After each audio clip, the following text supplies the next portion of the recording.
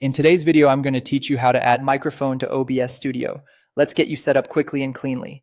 Start by opening OBS Studio. When it loads, you'll see your scenes on the left, and right next to that, the sources panel. Sources are everything your viewers hear and see. Your microphone will be an audio source that lives inside a scene, so make sure you're on the scene you want to use. In the sources panel, click the plus icon and choose audio input capture. This is the option for devices that bring sound into OBS, like USB microphones or interfaces. When the small window pops up, create a new source and give it a clear name you'll recognize later, then click OK. Naming is helpful if you juggle multiple mics or scenes, so use something descriptive like podcast mic rather than the default. Next, you'll see a device drop-down. Open it and select the exact microphone or interface you want to use.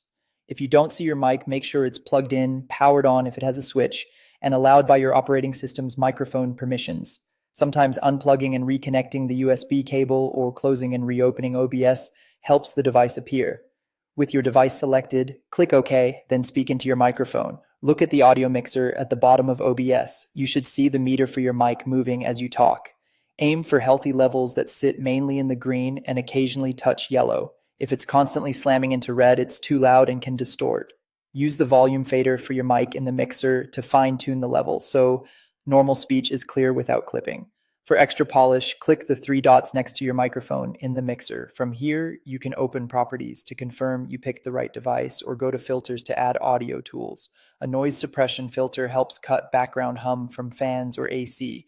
A noise gate can reduce room noise when you're not speaking. A compressor evens out loud and soft moments so your voice stays consistent.